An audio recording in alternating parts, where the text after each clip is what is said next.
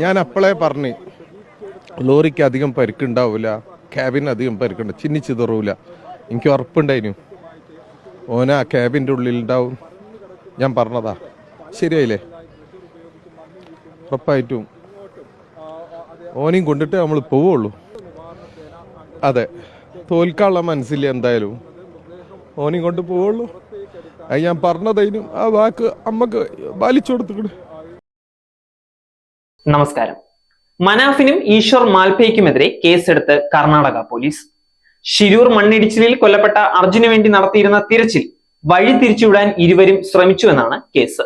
മനാഫ് ആദ്യഘട്ടം മുതൽ തിരച്ചിൽ വഴി തിരിച്ചുവിടാനാണ് ശ്രമിച്ചത് എന്ന് കാർവാർ SP M നാരായണ പറഞ്ഞു. സോഷ്യൽ മീഡിയയിലെ തെറ്റായ പ്രചരണങ്ങൾക്കെതിരെ മനാഫ്, ഈശ്വർ മാൽപേ എന്നിവർക്കെതിരെ കേസെടുത്തിട്ടുണ്ട് എന്നും SP വ്യക്തമാക്കുന്നു. അങ്കോള പോലീസാണ് ഇരുവർക്കുമെതിരെ കേസെടുത്തിരിക്കുന്നത്. പബ്ലിസിറ്റിക്ക് വേണ്ടിയാണ് ഇരുവരും ശ്രമിക്കുന്നത് എന്ന് ജില്ലാ ഭരണകൂടത്തിന് ബോധ്യമുണ്ടാകുന്നു. ഔദ്യോഗിക സംവിധാനങ്ങളെ എല്ലാം നിഷേധിച്ചുകൊണ്ട് സമാന്തര തിരച്ചിലിനാണ് ശ്രമിച്ചത്. അത് ജില്ലാ ഭരണകൂടം തടഞ്ഞിരുന്നു.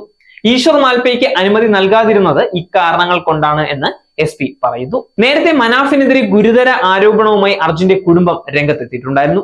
വൈകാരികത ചൂഷണം ചെയ്ത് മനാഫ് യൂട്യൂബ് ചാനലിൽ കാഴ്ചക്കാരെ കൂട്ടുകയാണ് എന്നും കുടുംബം ആരോപിച്ചിട്ടുണ്ടായിരുന്നു.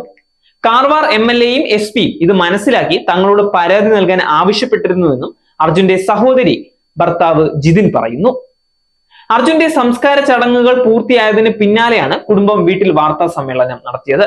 ജിതിനെ കൂടാതെ അർജുന്റെ ഭാര്യ കൃഷ്ണപ്രിയ, അച്ഛൻ പ്രേമൻ, അമ്മ ഷീല, സഹോദരി അഞ്ജു, അഭിരാമി, സഹോദരൻ എന്നിവരും വാർത്താ സമ്മേളനത്തിൽ ഉണ്ടായിരുന്നു.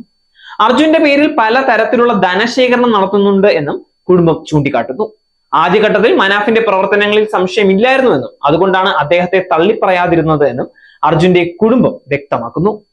മറ്റു സഹായങ്ങളൊന്നും ആവശ്യമില്ല എന്നും കുടുംബം അറിയിച്ചിട്ടുണ്ട്.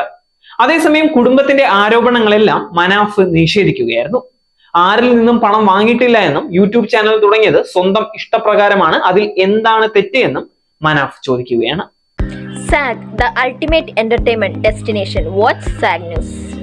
നേരിന്റെ വാർത്തകൾ നിങ്ങളുടെ വിരൽത്തുമ്പിലെത്താനായി സാഗ് ന്യൂസ് ചാനൽ സബ്സ്ക്രൈബ് ചെയ്തും ഷെയർ ചെയ്തും ഒരു ശരിയായ മാധ്യമ നിലപാടിനൊപ്പം നിൽക്കാൻ ഞങ്ങൾ നിങ്ങളെ ക്ഷണിക്കുന്നു.